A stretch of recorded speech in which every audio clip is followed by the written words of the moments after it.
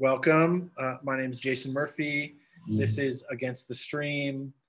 This is Wednesday night, and we are going to meditate and talk about the Buddha Dharma and other related themes.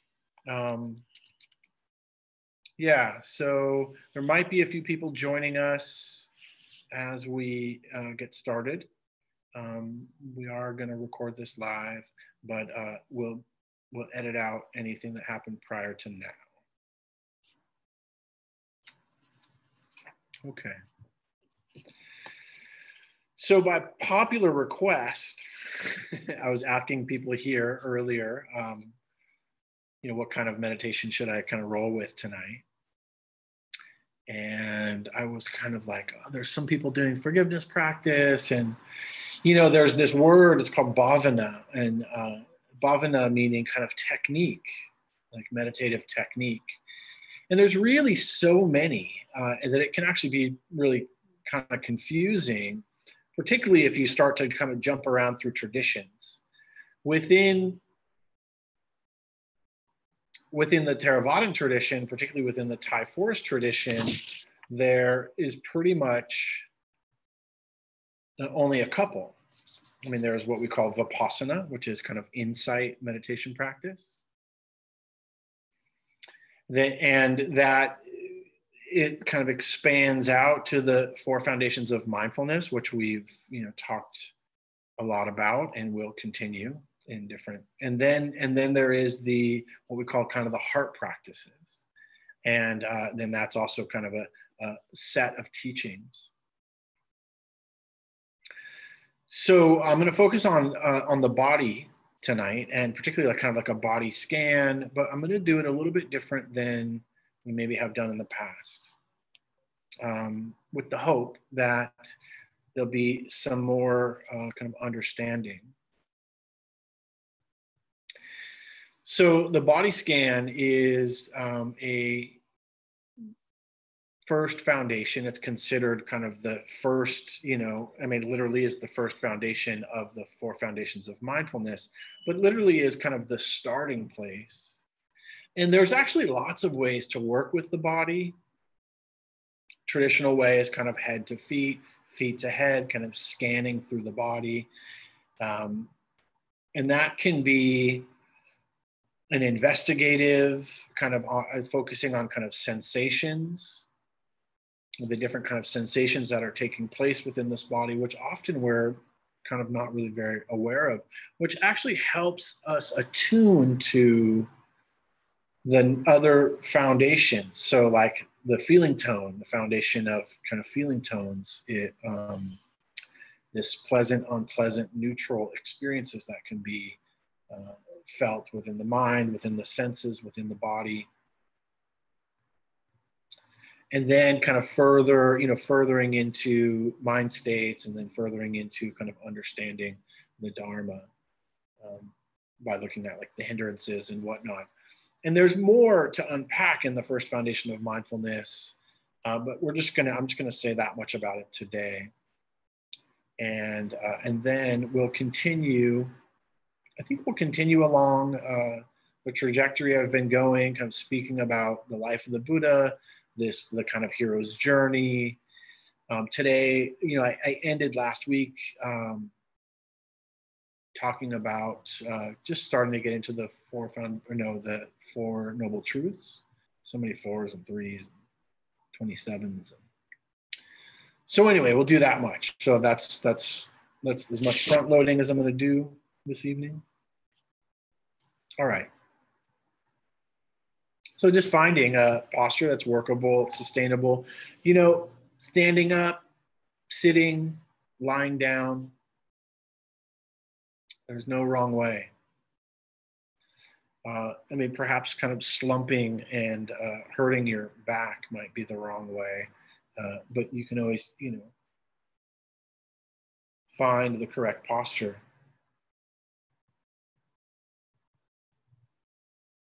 All right.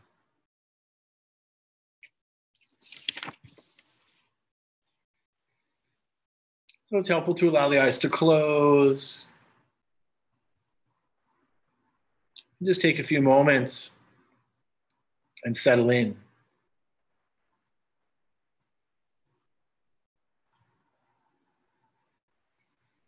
Settle into the breath.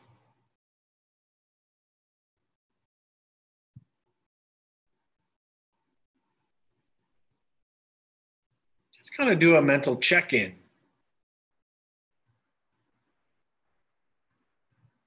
Perhaps even looking a little bit back in the day. Is there anything kind of left over, anything in the mind that's calling for attention?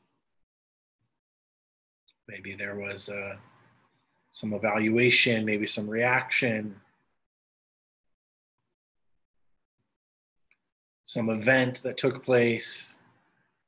So just take a moment or two and just give yourself a little bit of freedom to let the mind see what's there. Perhaps sensing into any emotional state.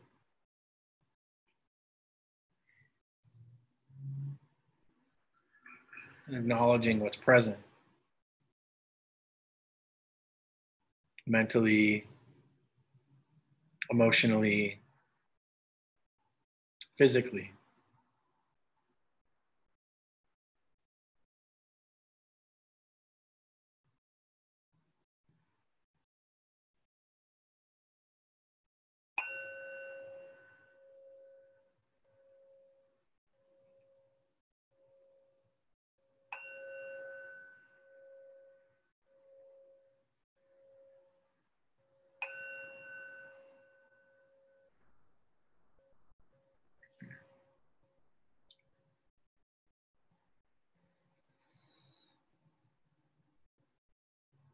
So as we really allow the thinking mind rest in the background of our attention,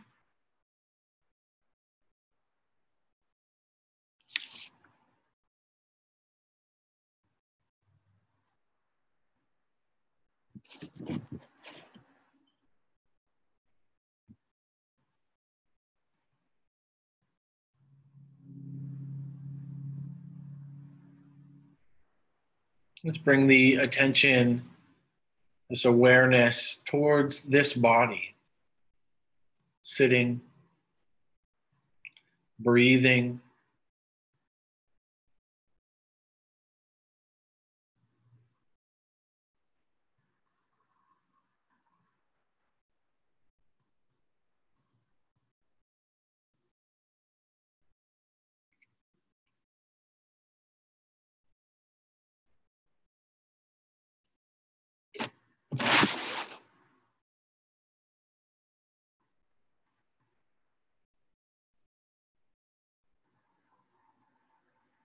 your history is here,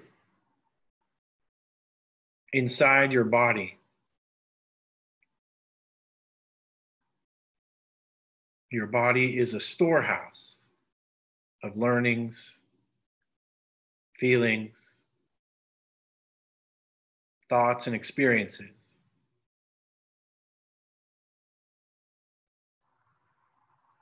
Only waiting to be invited to reveal your treasures to yourself. Help yourself. As you let the learning emerge and take shape, you can appreciate the wisdom of the body. Each cell alive with spirit, emotion, and intelligence, ready to help you at any moment, always with you and for you. Your history is here, inside your body.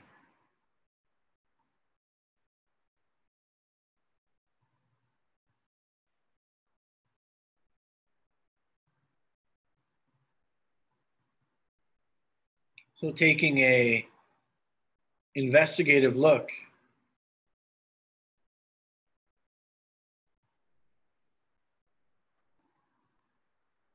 with a sense of curiosity.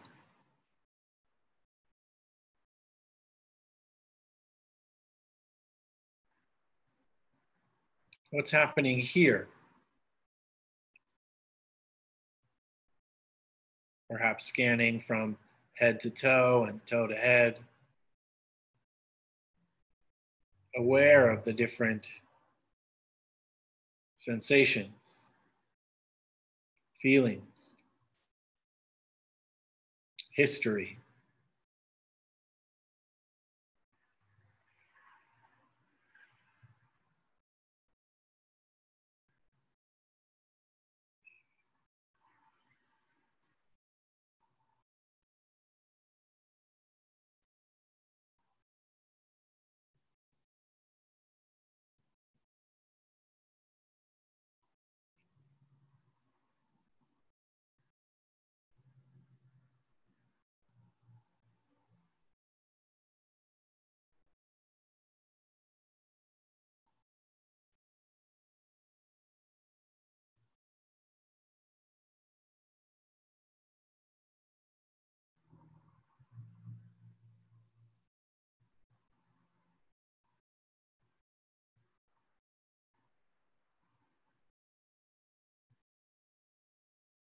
So we're going to gently sweeping with your awareness through this body.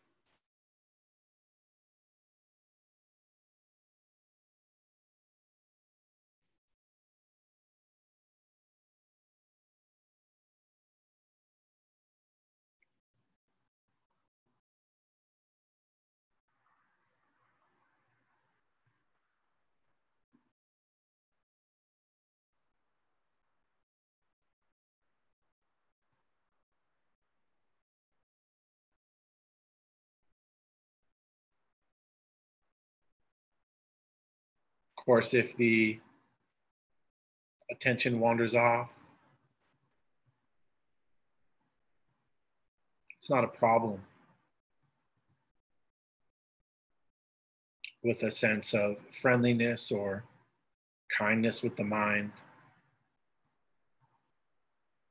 just aim your attention back.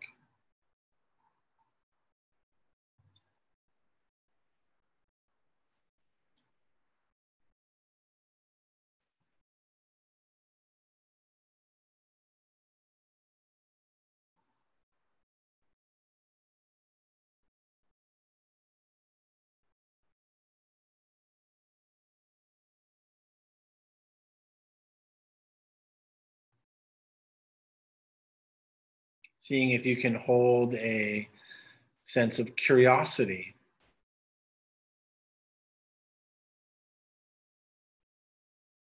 acceptance,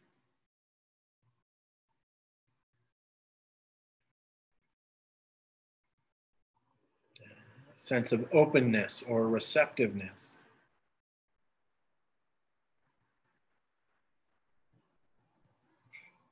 and love toward this body.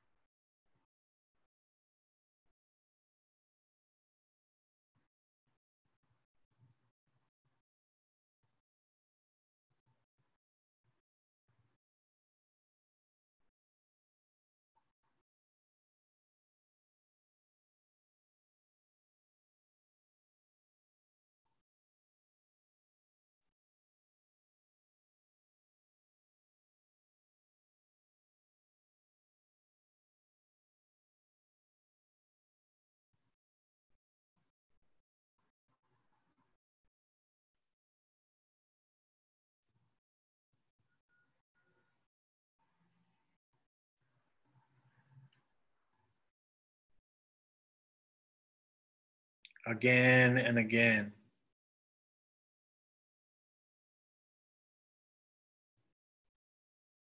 Aiming the attention towards this experience here in the body.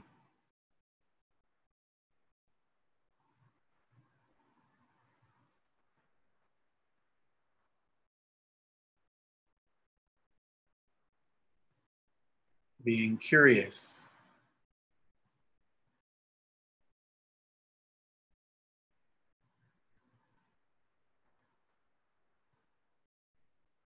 Accepting of whatever's present.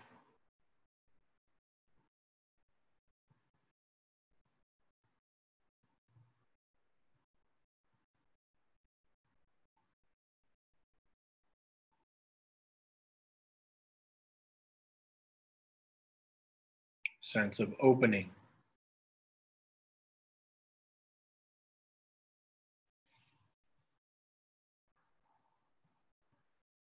And a loving awareness of this body.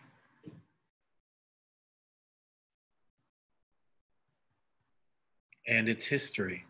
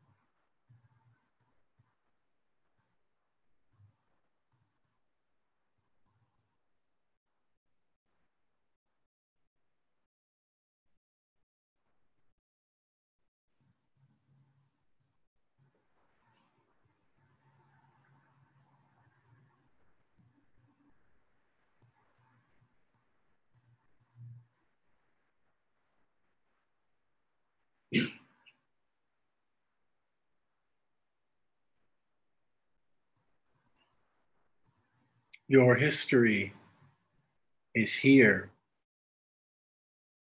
inside your body.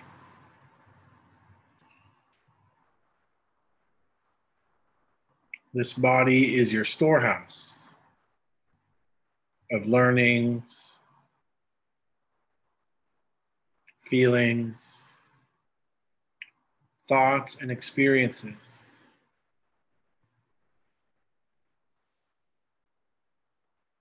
Only waiting to be invited to reveal your treasures to yourself.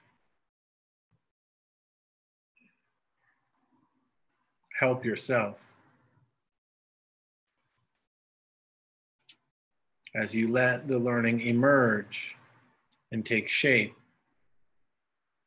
You can appreciate the wisdom of the body.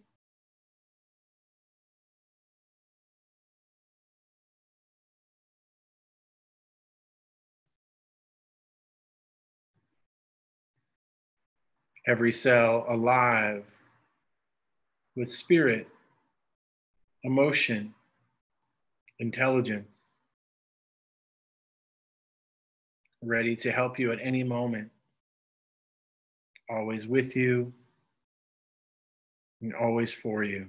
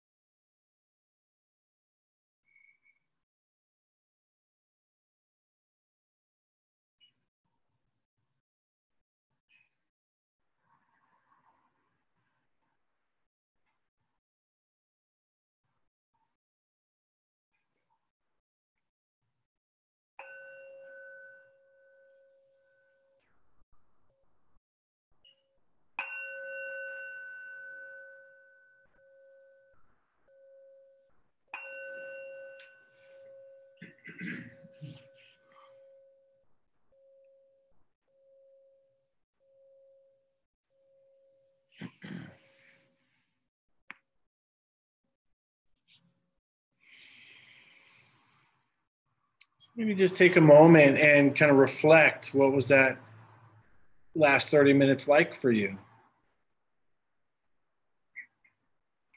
This loosely guided exploration of the body, the kind of a poem that I read by an author named Martha Elliott.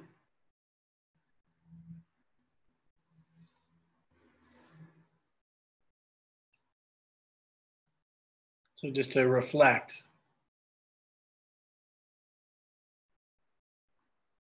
kind of what just happened.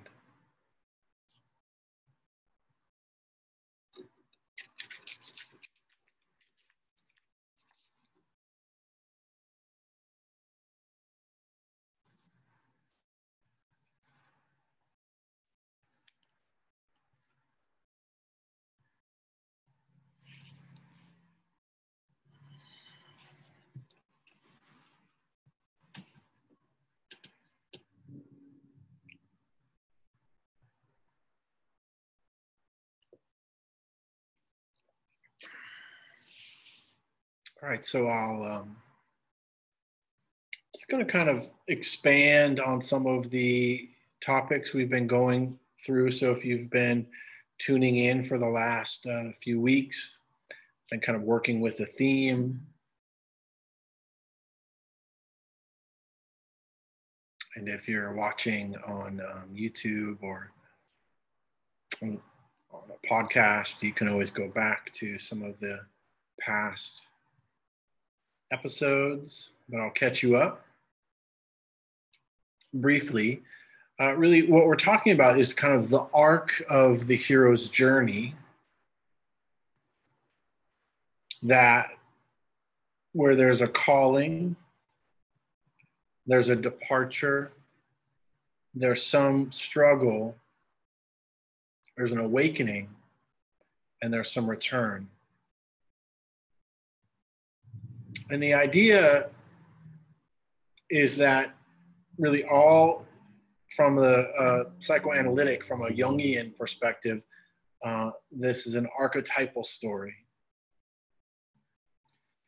And I think it has a lot of application, not only the Buddha's journey to awakening, but also where we are, where we are in our struggles, in our calling. How did we find the Dharma? How did we find meditation? What keeps us going?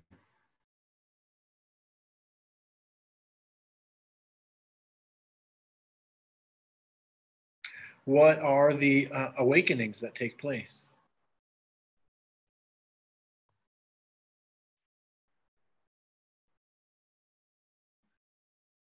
What is the return? And from we'll kind of pick it up from there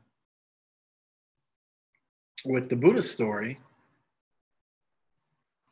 In this, what happens or what happened historically, but also kind of dharmically or internally around this kind of return. What does that mean to return?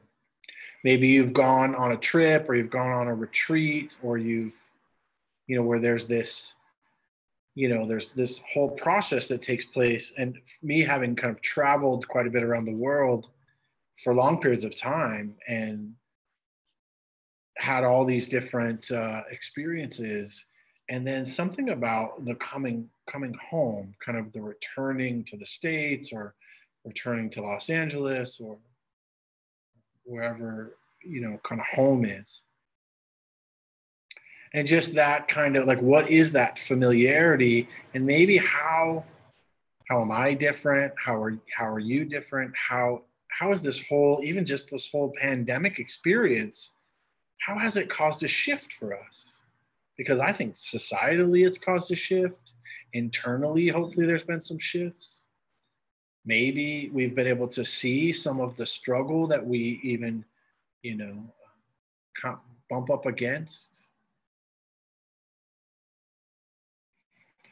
So the return in the story of the Buddha is really returning to his friends that were the five ascetics that kind of cast him out for doing for following his instincts, for following his intuition, what he felt was needed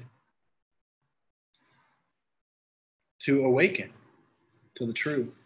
And so even just that right there, perhaps just reflecting in your own life, have you ever kind of gone against the stream of what society says, of what your friends or your family, have you ever kind of stepped out on your own, which can be frightening, but also there's something that drives you. There's something that's like, oh, this is the right thing to do.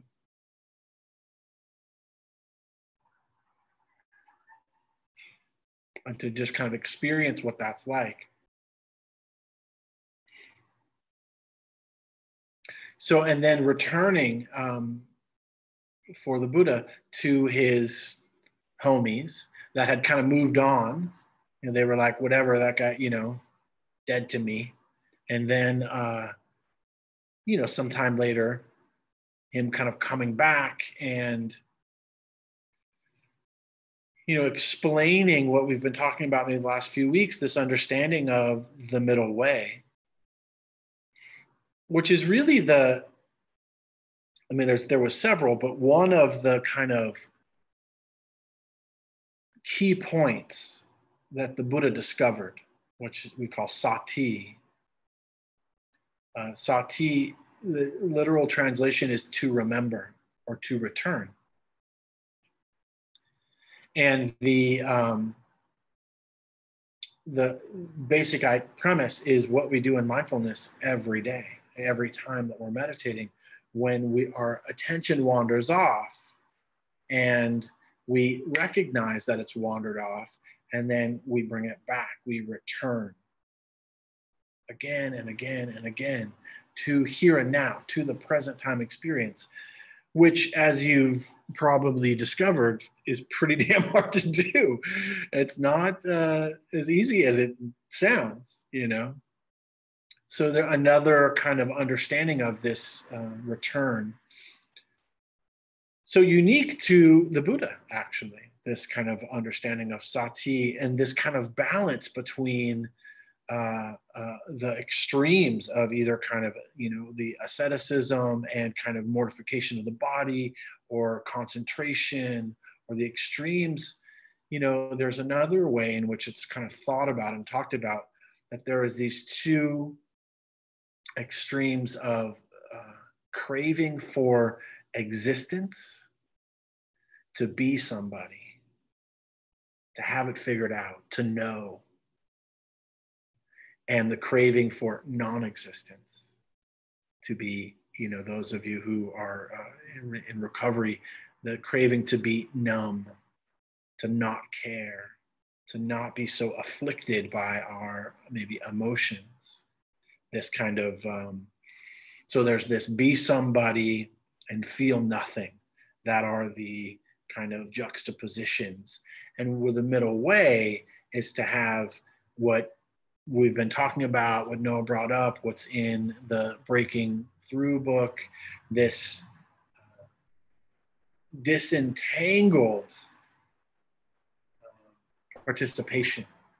So we're not so entangled in the extremes, and we're staying kind of connected to what's happening within us and around us in any given moment. My definition of mindfulness is being aware of what's happening within us and around us in any given moment. Interesting kind of point. The Buddha, to be in his kind of battle with Mara, in his kind of struggle for stability in the mind, in the body, in the world, he had this recollection of being like 8 years old. And the way the story goes, kind of sitting, as a young boy in this, agricultural kind of society where his dad was the, the ruler, the kind of head honcho, the king, some people say.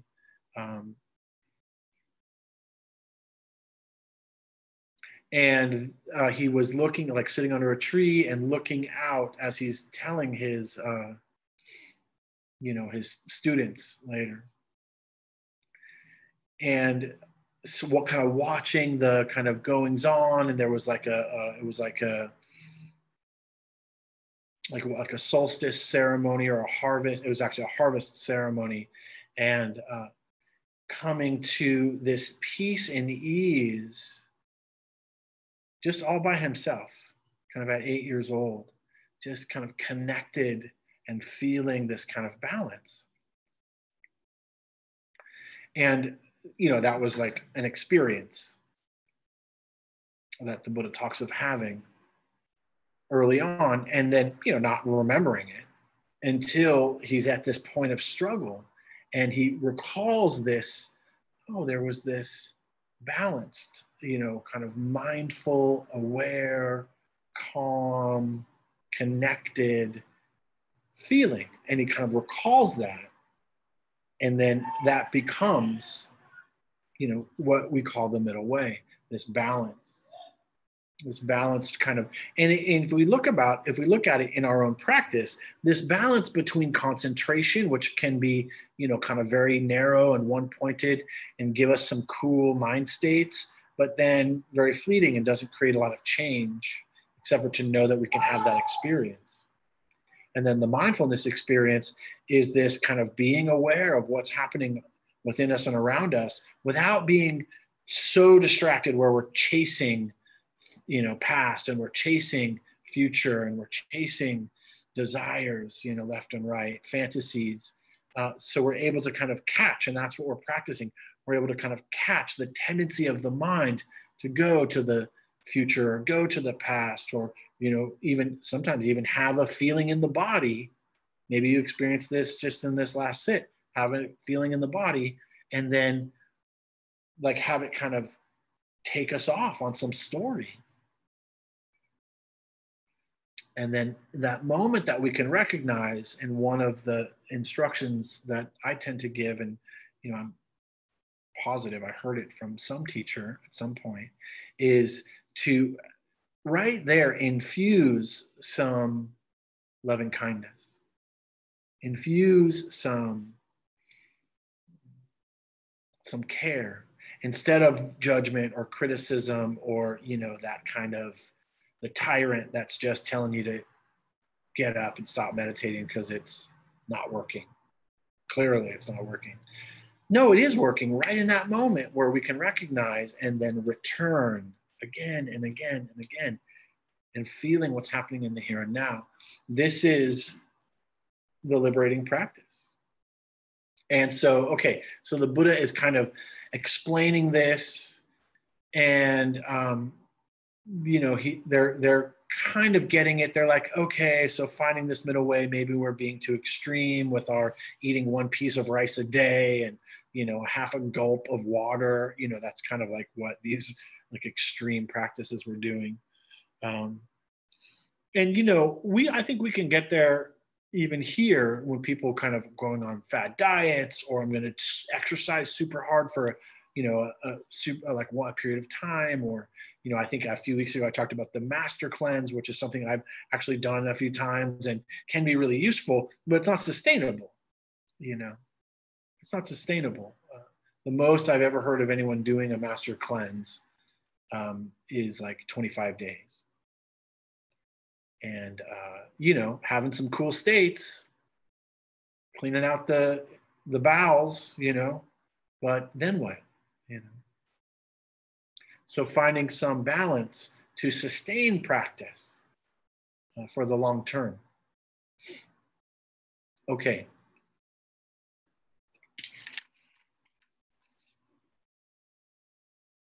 So I just like this.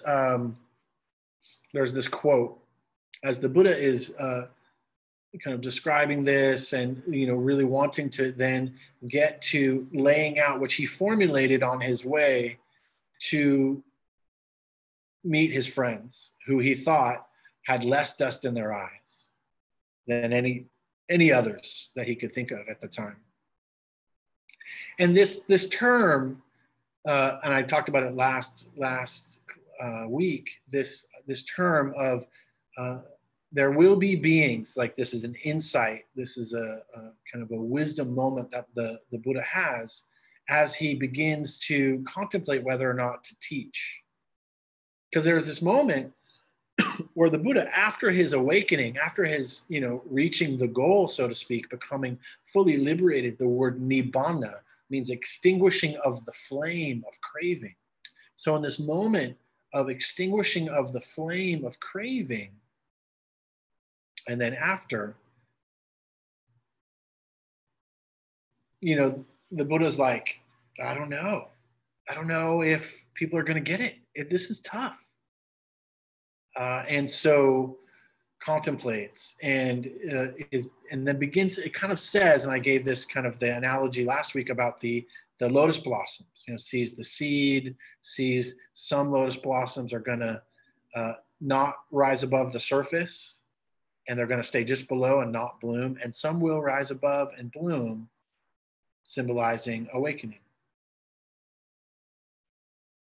So he kind of sees with his kind of insightful wisdom mind that there will be some in every generation. I think the way the quote goes is there will be few in every generation that have less dust in their eyes, meaning few that will have a calling to seek the Dharma, to seek truth, to seek freedom from suffering, will then move into departure, seeking out, going to a meditation class, going to MBSR, class, going to a Dharma center, going on a meditation retreat, traveling to India, whatever it is, some kind of way of accessing this practice, and then undoubtedly meeting some struggle, which we'll all experience whether we find the practice or not. The good news is that with the struggle and the Dharma, we can have awakening. We can gain insight into this life. And then through the awakening, some type of return.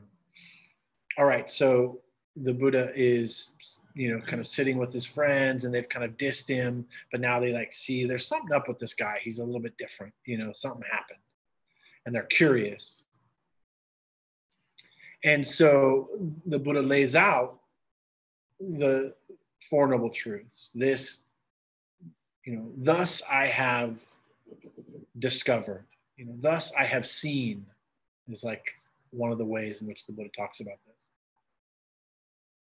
And later, it's described by one of the Buddha's kind of senior disciples named Sariputta. And Sariputta is like one of his top students, the kind of like awakened pretty quick, was one of those people with less dust in his eyes. And he described the Four Noble Truths like this: friends, just as the footprint of any living being that walks can be placed within the elephant's footprint, all the wholesome states of the Buddha's teachings can fit within the Four Noble Truths. Just as all the footprints of any living beings that walk can be placed within the elephant's footprint, all the wholesome states of the Buddha's teachings, can be found within the Four Noble Truths. Okay, so that sounds cool. It sounds good. What does that mean? Well, it basically means, right, that the Four Noble Truths, and I've heard Ajahn Sumedho, Ajahn meaning kind of teacher, I've heard Ajahn Sumedho actually say this on a retreat that I was on with him. And he said that if you study nothing else, studying the Four Noble Truths is enough. It's the whole of the Dharma.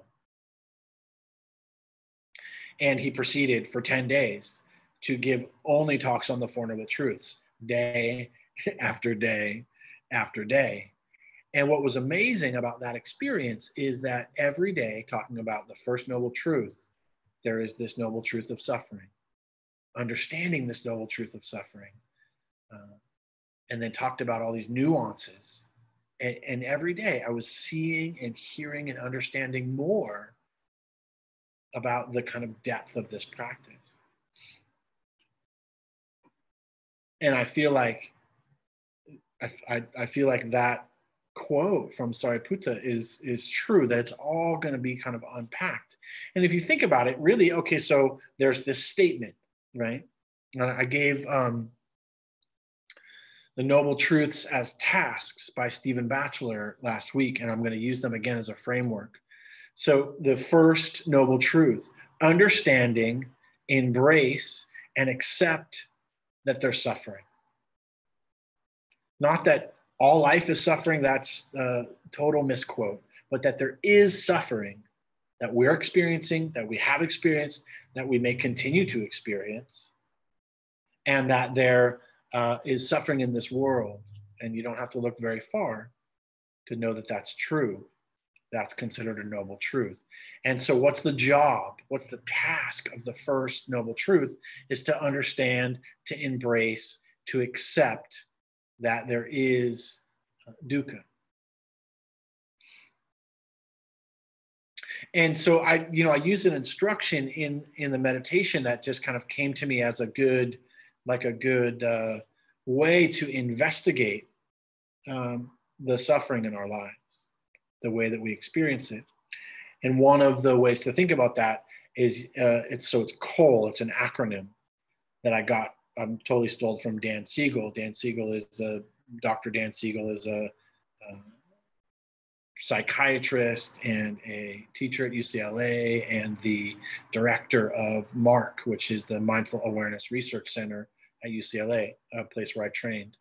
And he's also just kind of an amazing guy and has tons of understanding of neuroscience.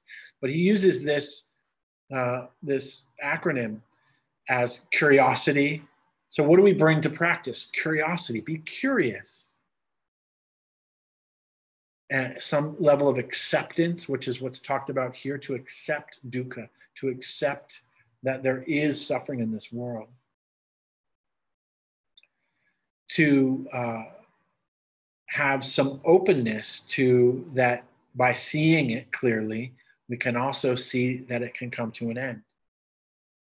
And then the last one being having a loving, connected awareness. So curiosity, acceptance, openness, and love. And to really kind of embrace our practice this way with a sense of curiosity. Just that alone, in this practice that we were just doing tonight, I was kind of asking you to have some curiosity of what's happening in the body. Can we have some curiosity? Can we be curious of what this experience is like? And that may be enough to just hold your attention. Maybe not. But to just kind of recognize that. Okay, so that being part of the truths as tasks. And I'll move over into another kind of list, the noble truths as insights or skills to develop. The second task is to let go of tanha. The word tanha means craving. We translate it as craving. Actually, you know what tanha means? Tanha means unquenchable thirst. The thirst that is unquenchable. And if you're an alcoholic like me, you can relate to that. Because what's the saying? One is too many, 1,000 never enough, right? This kind of idea of this unquenchable kind of tanha, this craving, this thirst. And that craving, that thirst, sometimes we translate it as desire. is the cause of suffering. And it's that kind of unceasing, the lack of ability to let go, to let be, or to let in new experiences, or the possibility of not having to kind of quench the thirst. So this is the task, to let go of craving, or to let go of the unquenchable thirst, otherwise known as kind of greed in all of its forms. The next task is to experience cessation.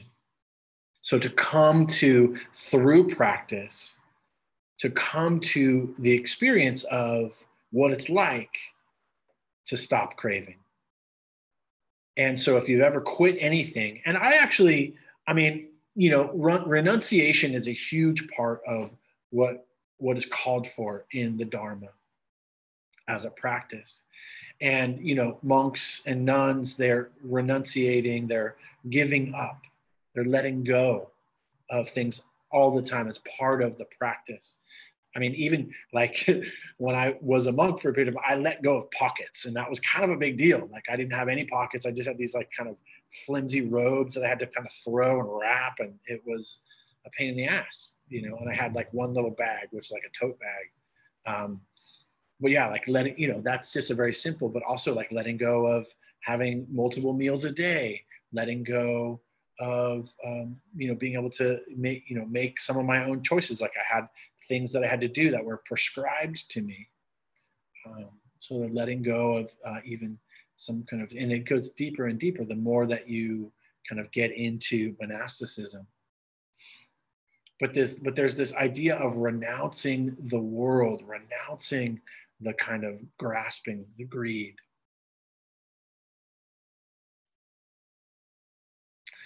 And if you have experienced, and my suggestion to everyone is to find something that there's something that you're grasping onto right now. There's something today, every day, this week, this month, there's some, whether it's an attitude, whether it's a belief system, whether it's a thing, whether it's a relationship or a job or something that's not serving you, or maybe even something that you just love. The idea would be to give it up for a period of time. Let go of it. Maybe it's caffeine. Maybe it's driving your car.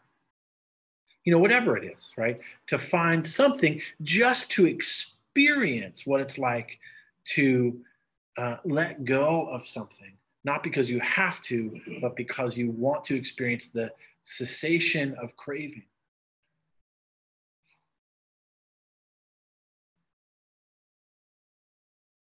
Yeah, sometimes we get a bad rap as Buddhists, right? Because we're like, let go of everything, have no attachments, it's all suffering, right? But the reality is that, first of all, that's really difficult to think of renouncing or letting go. One of the translations that I like from Ayatollah Tataloka, who's a nun in Northern California and a friend of mine, would say it's the freedom from attachment instead of the freedom to, when we're so locked into, our rights as Americans. And we have the freedom to,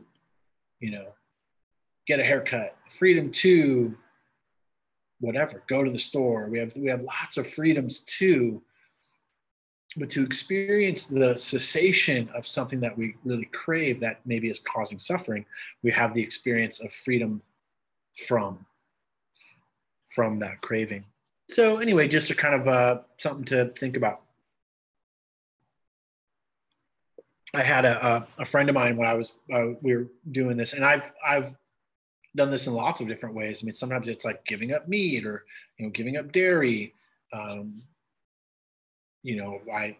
have given up several times having 3 meals a day, and now I do mostly what's called intermittent fasting, which I just it's just kind of good for my body to have kind of one main meal a day.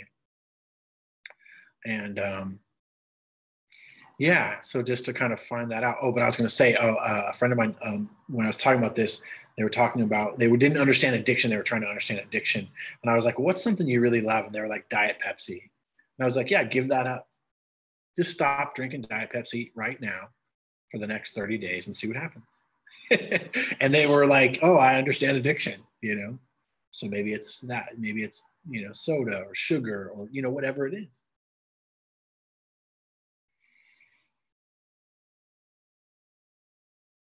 So experiencing cessation, and what I'm talking about is not the full cessation of all suffering, but finding these little ways, you know, what Buddhadasa Bhikkhu called little nibbanas, little extinguishing of the flame of craving, the flame of suffering.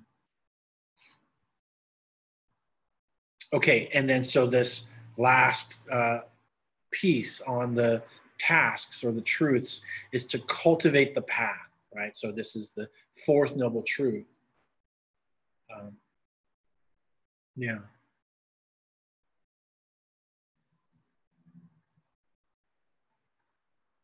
So this is a quote from the Buddha. I'm just going to kind of read about this particular teaching. Practitioners, I will teach you the unconditioned and the path leading to the unconditioned. Listen to this. And what practitioners is the unconditioned? An end of desire, an ending of hatred, an ending of delusion. This is the unconditioned. And what practitioners is the path leading to the unconditioned? Mindfulness directed to the body. This is called the path leading to the unconditioned. That's a quote from the Buddha. I think it's from the, I can't remember, the Majjhima Nikaya or the Anguttara Nikaya, one of those two. So the unconditioned, sometimes this gets very like people, they're like, what the hell does that mean? Well, he describes it, right? It's the end, it's the nibbana that we're talking about.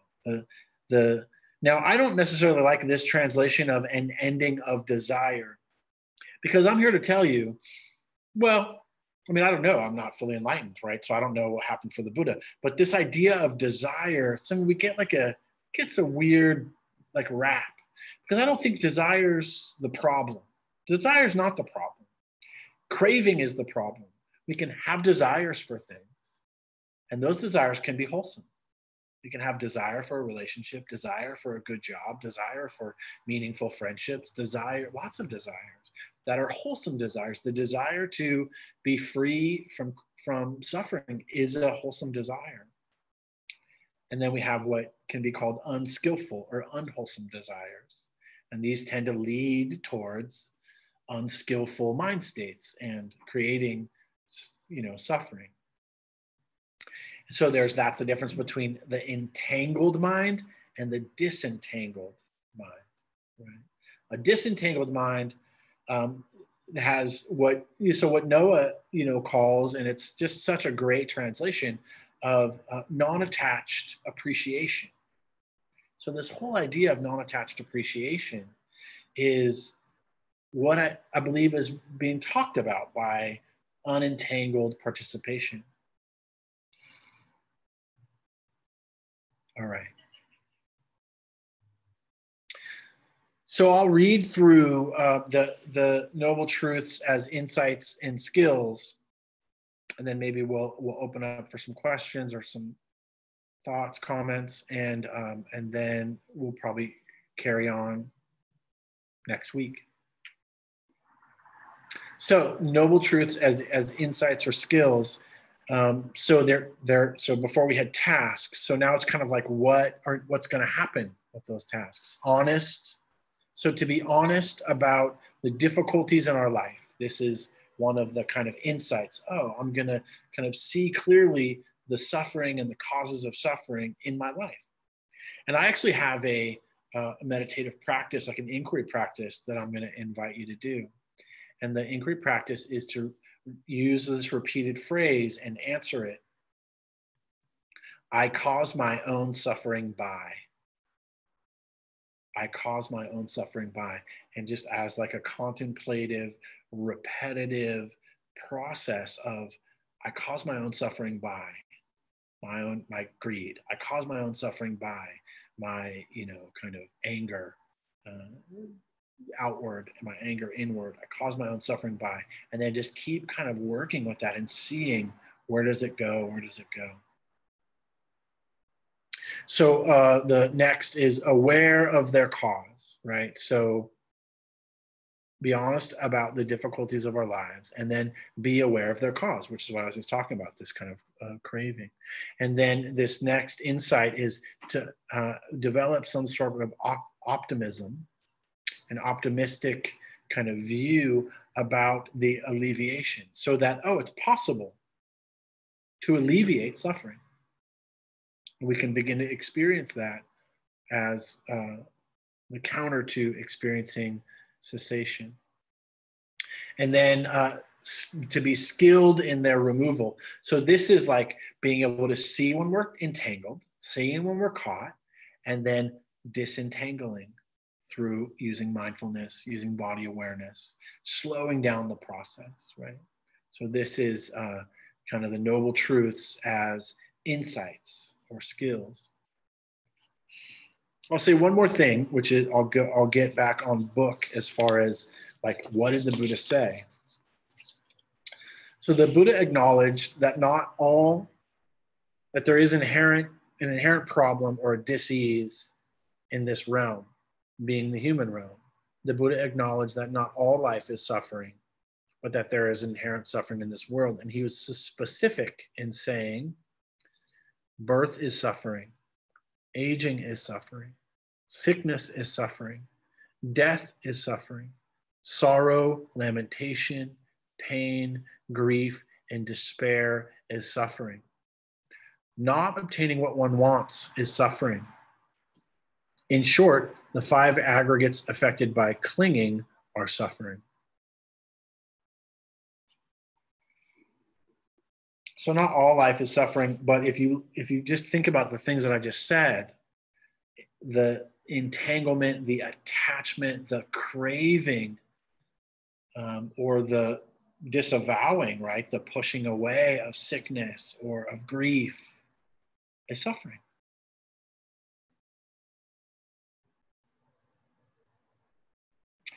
All right, so hopefully that was coherent in some way. Hopefully I was able to kind of help you understand a little bit more. It's a little bit of a different take, a little bit of a different view in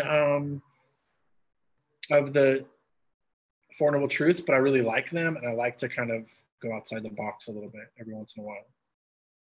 All right, so open to questions. First of all, any questions that you're not quite clear about? Things you're wondering about?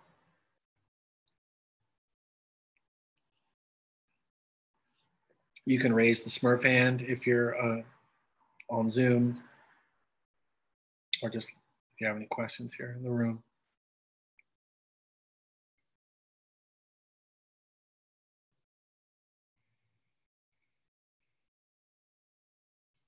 Please. The notion of learning to be better at returning. There's such an innate desire to make progress in life. Yeah. It's a bit hard to reconcile the notion of progress being becoming more talented and coming back to where you are. Can you any help in that you can offer? Yeah, I mean, I can just also just speak from my own experience. Like that was kind of like I had a goal, like that was my goal, And oftentimes, like usually we don't really talk about goals in Buddhism because we're so driven to succeed, right? So, there's a goal. I want to get to that goal. How do I get to that goal? I'm going to strive to that goal. And that can be in that is actually, we're missing the whole point, right? because the point isn't, I mean, there's 2 points actually. One point is we want to stay on the object, breath, body, whatever, because that will help us to gain some insight and to develop some, also just some strength, I think, in our practice. So that's kind of one. But the second point is that the mind doesn't matter. You can have the most amazing mind in the world. And actually, sometimes I think what I've noticed, the more intellectual you are, the smarter you are, the more you're going to be distracted all the freaking time, right? And so that knowing that process is going to happen, and then not beating yourself up or being critical, which is really hard, especially for new practitioners, right? And I was like that for several years, where I just thought, that's why, I often talk about the tyrant or the critic, because I just had such a negative view. And that's where I was trying to think. So one of my teachers, I want to say Steve Armstrong, really taught me the infused metta. And this infused metta is when I give the instruction, and I'm pretty sure Noah and Rachel and others do as well, of when we recognize that the attention has wandered off, right there, to have some kindness, some compassion in recognition. That is mindfulness. The moment that you recognize that your attention has wandered off, you're being mindful again, before you even return. The returning is the kind of reinvigorating or reconnecting to the concentration practice, right? So in that process, we are actually gaining insight into what's happening in our minds. So instead of seeing it as a failure, seeing it as a progress. That helped me. And then also to have less judgment about how I'm a bad meditator.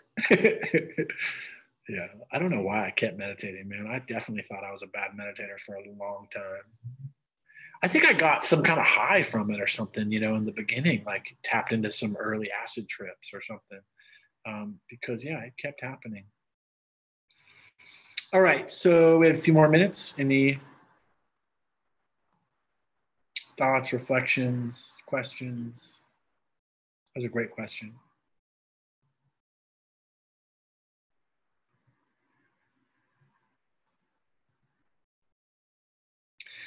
The other, since no one's raising their hand, the other thought about that is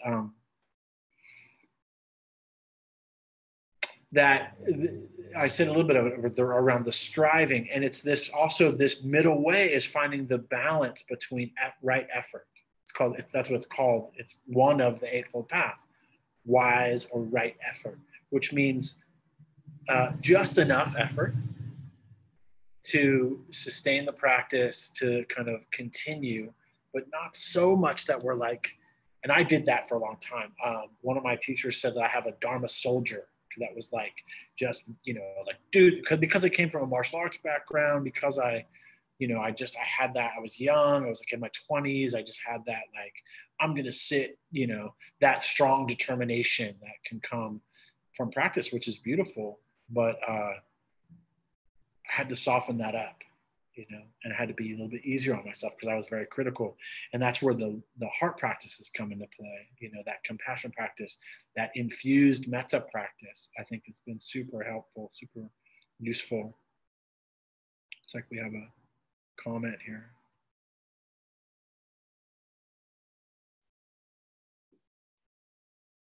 So the world is known in that way when that whole process of arising and ceasing of perception is seen. The world takes shape, arises, forms, and then dissolves. Absolutely, yeah. Oh, this is a quote from Ajahn Amro's book. This equates to understanding the cause of dukkha. We see dukkha being caused. We see dukkha arising. Dukkha is suffering, for those of you that might not know. We see dukkha ceasing. Through this, the heart is liberated from all dukkha, all suffering. In the same way, once the world is known for what it is, once we have seen the comings and the goings of the world is the world is caused, the world arises, the world ceases. The heart is able to be freed from identification with the world. The heart is liberated from the world, and this is what we call the unconditioned. Yeah, so that's or sometimes it's called the deathless, which is also, I think, just kind of an awesome way to think about it. The deathless meaning, that everything is arising and ceasing, arising and ceasing. Thoughts are arising and ceasing. From where? Where are they arising from? The deathless. Where are they returning to? The deathless. That's the kind of the idea. It's not like we live forever or we become zombies. It's more like we're not. There's this constant kind of the anicca of things, the impermanent nature of things. We're starting to just see it more and more and more, so that we're clinging to nothing because it's all so rapidly changing, which neuroscience points to, all rapidly changing. All right, Mike, 8:56. So last comment. It'll be quick, unlike most times. Thank you for tonight.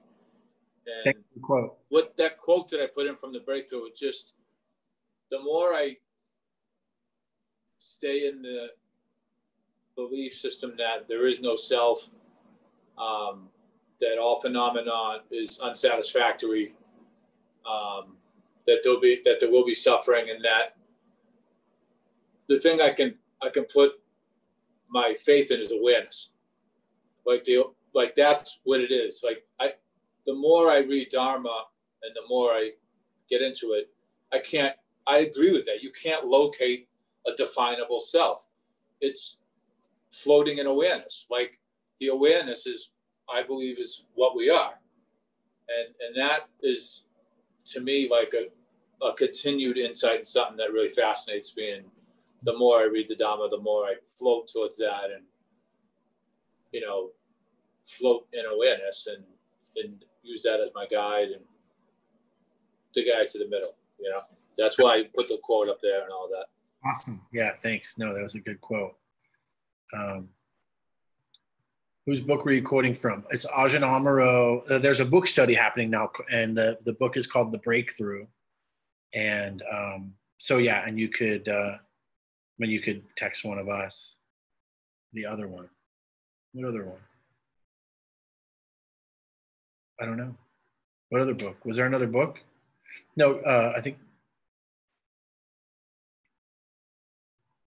I don't know. I'm a little bit confused. If you want to just,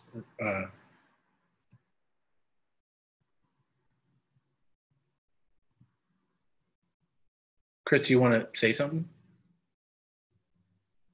Otherwise, we're just going to end and I can talk to you after. All right.